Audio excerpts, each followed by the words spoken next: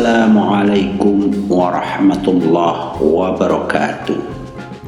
Pemirsa Nok TV di seluruh Indonesia, kita jumpa lagi dalam episode Sejarah Sunan Kalijogo. Sunan Kalijogo adalah seorang tokoh wali Songo, dikenal sebagai wali yang sangat lekat dengan Muslim di Pulau Jawa karena kemampuannya memasukkan pengaruh Islam ke dalam tradisi dan budaya Jawa. Makamnya berada di Kadilangu, Demak, Jawa Tengah. Masa hidup Sunan Kalijogo diperkirakan mencapai lebih dari 100 tahun. Mengenai silsilah Sunan Kalijogo, nasab Sunan Kalijogo yang benar dan diakui oleh ulama ahli nasab, Sunan Kalijogo alias Raden Mas Said alias Lokajaya alias Syekh Malaya alias Pangeran Tuban alias Raden Abdurrahman, generasi ke-24 dari Rasulullah Shallallahu Alaihi Wasallam.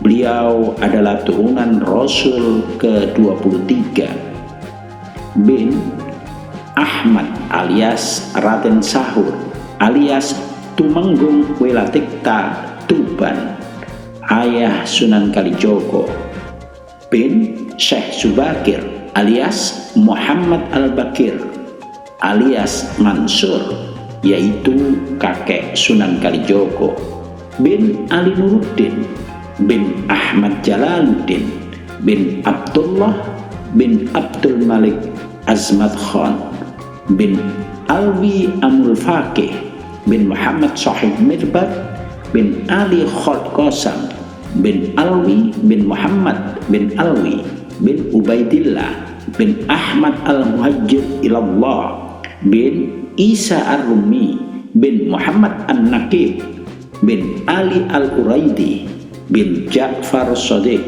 bin Muhammad Al-Bakir bin Ali Zainal Abidin bin Sayyidina Husain bin Sayyidah Fatimatus Zahra binta Sayyidina Muhammadin Rasulullah Sallallahu Alaihi Wasallam.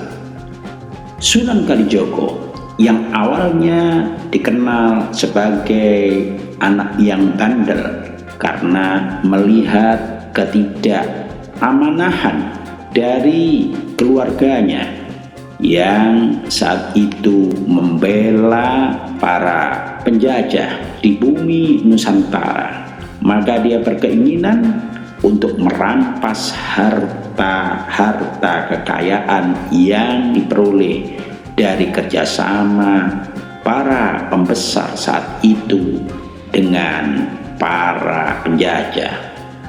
Lalu beliau bertobat dan menjadi wali Songo. Sunan Kalijogo menjadi salah satu wali Songo yang mengajarkan agama Islam melalui kesenian. Jenis seni yang populer digunakan oleh Sunan Kalijogo adalah wayang. Sunan Kalijogo terlahir pada tahun 1450 Masehi di Tuban. Beliau wafat di Kadilangu, Demak pada tahun 1513 Masehi. Ayahnya seorang bangsawan yang bernama Raden Ahmad Sahuri yang merupakan Adipati Tuban ke-8. Sedangkan ibunya adalah putri dari Raden Kidang Telangkas, yakni Dewi Nawang Arum. Beliau sangat berperan penting dalam penyebaran agama Islam, tak hanya di kawasan Jawa Tengah, tetapi juga Jawa Barat. Hal ini diperkuat dengan keikutsertaannya dalam pembangunan Masjid Agung Cirebon dan Masjid Agung Demak. Sunan Kalijogo memiliki nama asli Pangeran Santi Kusumo. Berhubung beliau adalah anak Adipati Tuban, maka namanya pun memiliki gelar sebagai Raden Mas Sahid. Penyematan nama Sunan Kalijogo ini ada alasannya. Jadi, pada saat beliau menjadi murid Sunan Bonang, Sunan Bonang mencoba mengetes kegigihannya. Caranya dengan menyuruh Sunan Kalijogo untuk menjaga tongkat Sunan Bonang yang sengaja ditancapkan di pinggir kali. Sunan Kalijogo pun menjaga tongkat tersebut selama berhari-hari tanpa meninggalkan tempatnya, hingga Sunan Bonang datang kembali mengambil tongkatnya. Dari sinilah Sunan Bonang memberikan nama Sunan Kalijogo karena telah menjaga tongkat yang ditancapkan di pinggir kali.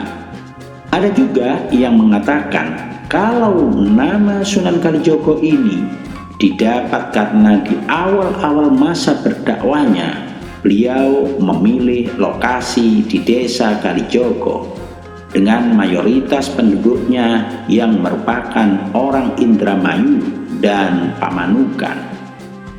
Berhubung tempat berdakwah pertamanya ini adalah desa Kalijogo, maka nama Kalijogo pun disematkan kepada beliau. Selain julukan sebagai Sunan Kalijogo, beliau juga menyandang banyak nama karena mahir dalam mendalang.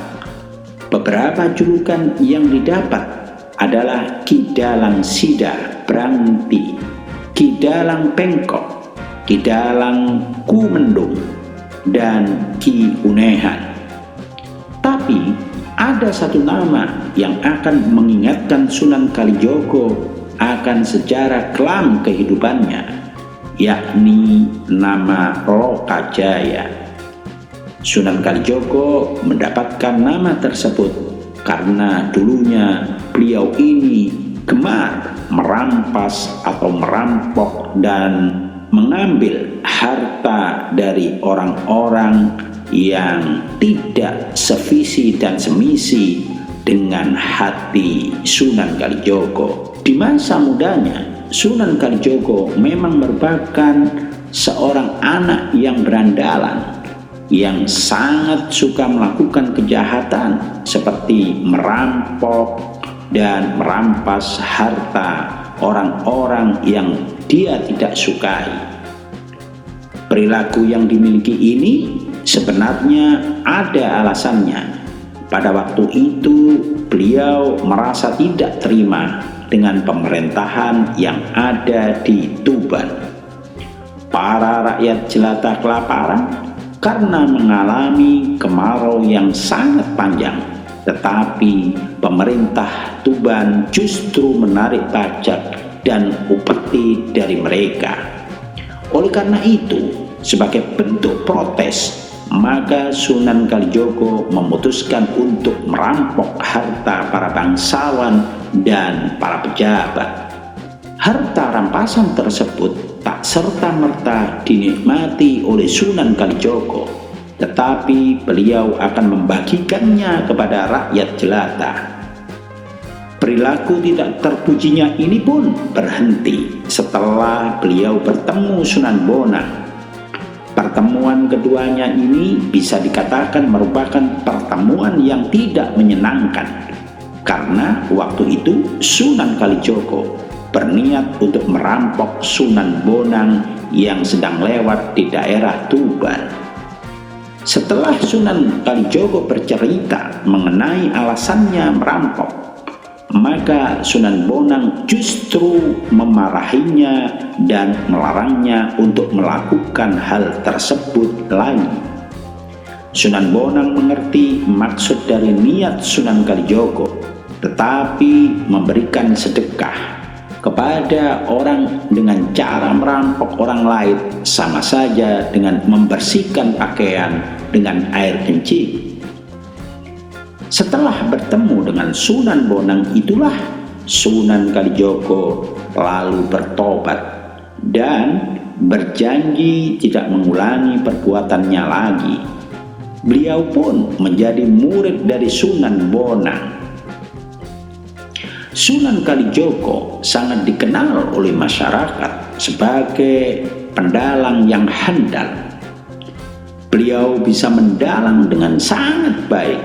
Saat beliau mendalang tersebut, disisipkanlah unsur-unsur serta ajaran Islam. Jadi, secara tidak langsung, masyarakat akan mulai mengetahui tentang ajaran Islam melalui pertunjukan wayang yang digelar oleh Sunan Kalijogo. Masyarakat Jawa yang pada masa itu sangat menyukai wayang akhirnya mulai berbondong-bondong untuk datang menonton pertunjukan wayang dari Sunan Kalijogo.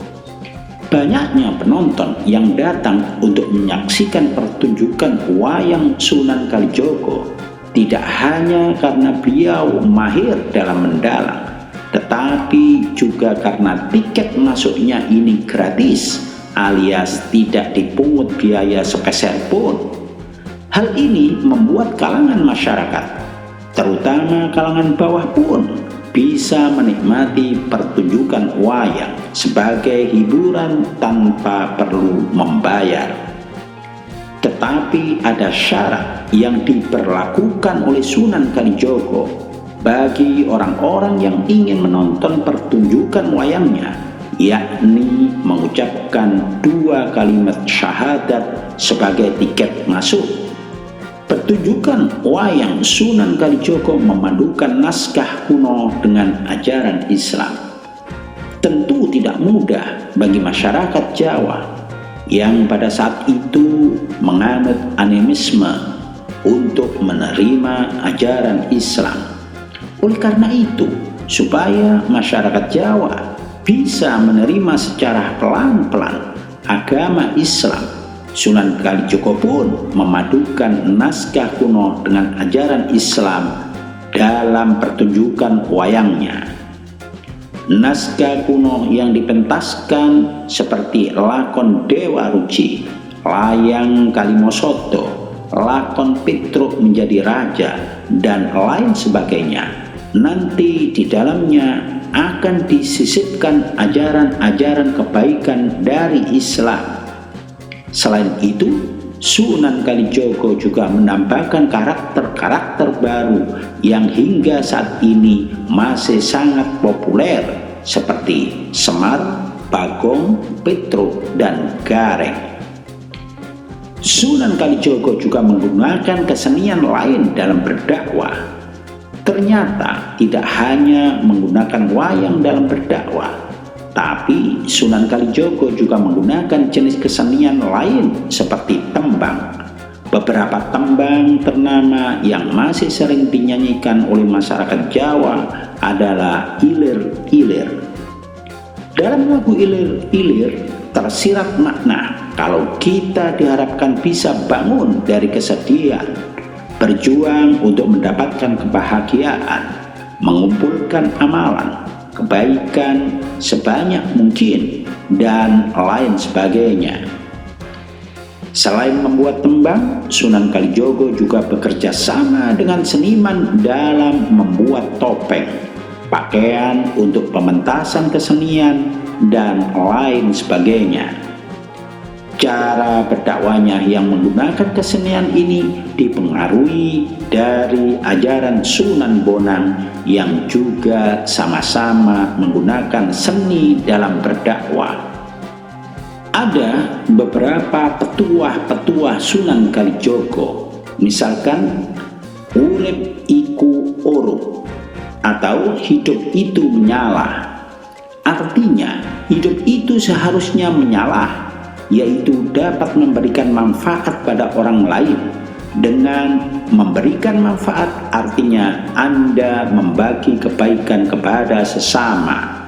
Pada akhirnya, berbuat baik dan berbagi manfaat kepada sesama akan mendatangkan kebaikan pada diri sendiri. Memayu hayuning buwono ambrasto durhangkara. Artinya, selama hidup manusia harus berusaha untuk mendapatkan keselamatan, kebahagiaan, dan kesejahteraan.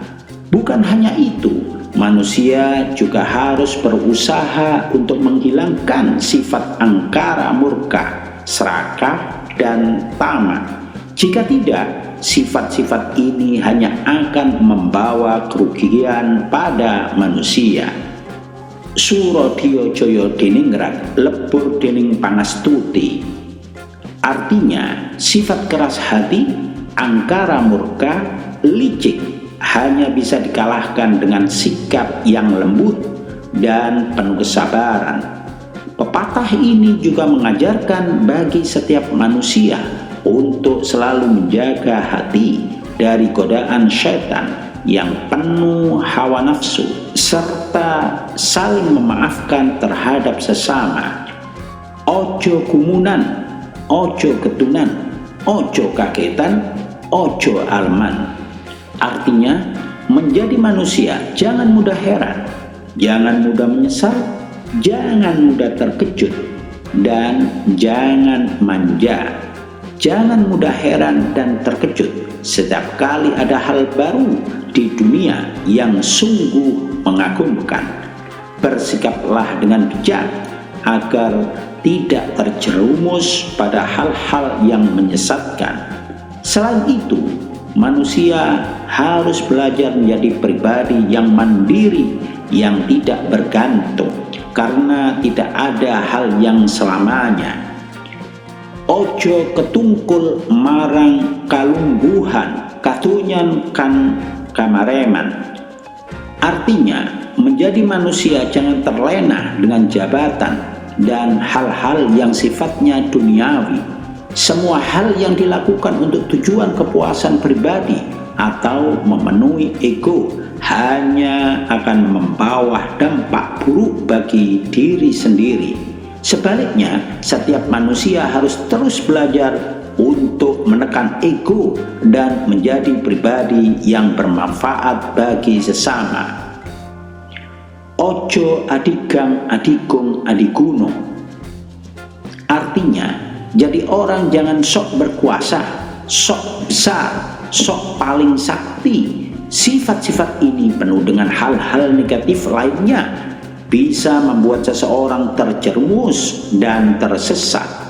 Berusahalah menjadi orang yang baik dan bermanfaat, tidak menjadi orang pemalas yang hanya menggantungkan diri dan memanfaatkan kelebihan orang lain untuk menjadi keuntungan bagi dirinya.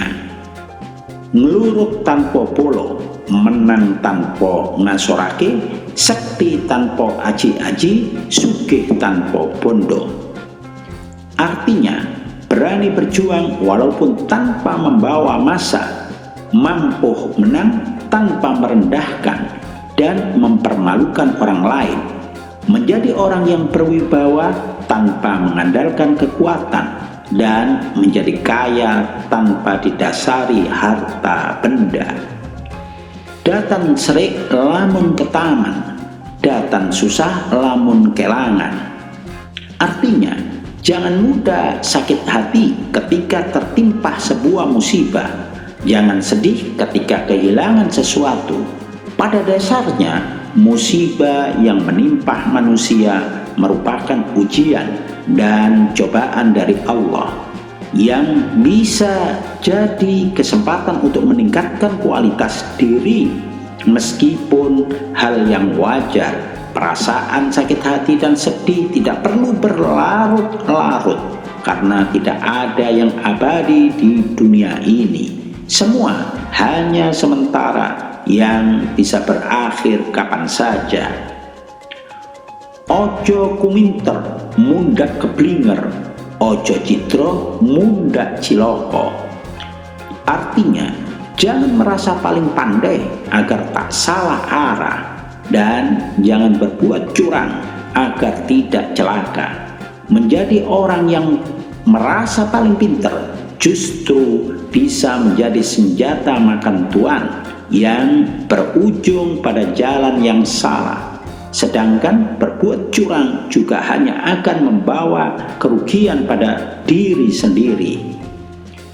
Ojo milik barang kang melot, Artinya, jangan mudah tergiur dengan barang mewah, cantik, dan indah karena semua hanya sementara dan dapat hilang kapan saja.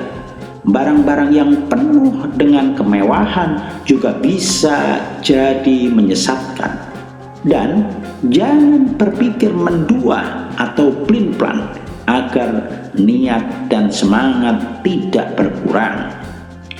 Demikianlah sedikit cerita dan petuah-petuah dari Sunan Kalijogo. Mudah-mudahan bisa bermanfaat untuk kita semua.